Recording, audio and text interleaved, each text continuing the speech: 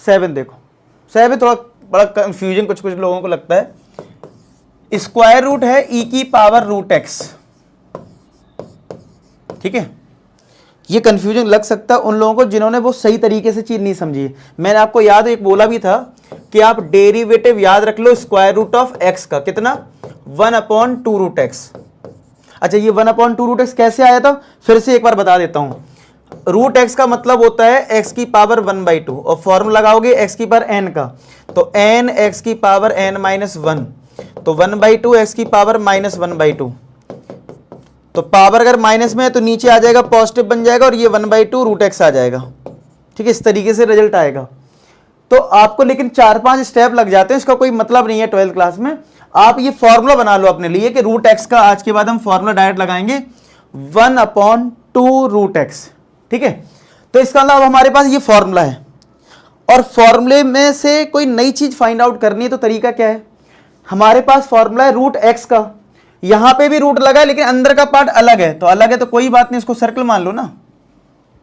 आपका जो main formula होता है, अगर उस मेन फॉर्मूले में जो एक्स है और जो हमारे पास है उसमें कुछ डिफरेंस है तो कोई दिक्कत नहीं, उसको सर्कल मान लीजिए, ठीक है।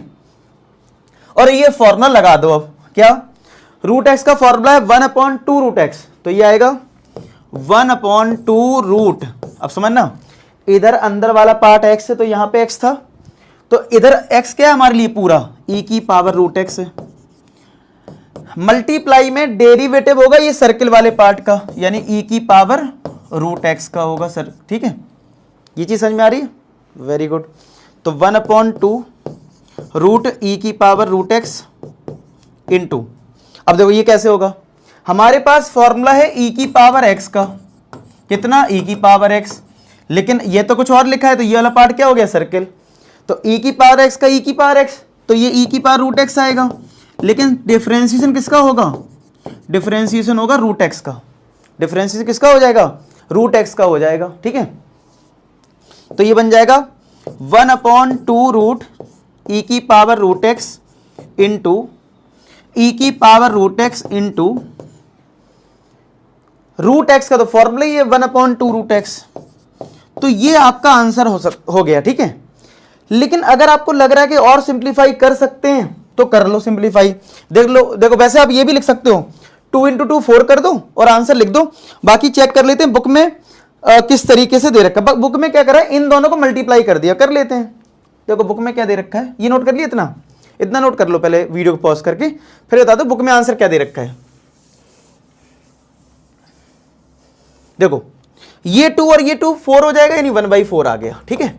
अच्छा, रूट ए और रूट बी है तो इनको कंबाइन करके रूट ए भी कर सकते हो, तो यहां पे भी रूट है और यहां पे भी रूट है, तो इस रूट को कंबाइन कर दिया बुक में और लिख दिया x, और x लिख दिया, और ये e की पावर रूट x लिख दिया है, और ऊपर वाला e की पावर रूट x लिखा हुआ है, तो ये आंसर लिखा हुआ है बुक में, ठीक है। तो आप चाहो तो बस 2 × 2 4 कर दो और बस ऐसे ही छोड़ दो, तब भी फुल मार्क्स मिलेंगे। बार बार बोल रहा हूं, वो तो मैं आपको बुक से मैच करवाने के लिए, आपको ये लगे कि हाँ मैच हो गया हमारा आंसर, कैलकुलेशन आपको समझ में आनी चाहिए। लेकिन अगर आप इधर 2 × 2 4 करके भी छोड़ दोगे तो भी कोई दिक्कत वाली बात नहीं है, ठीक है।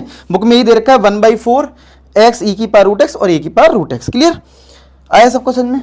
चलिए बहुत अच्छी बात है। 8th क्वेश्चन देखते हैं।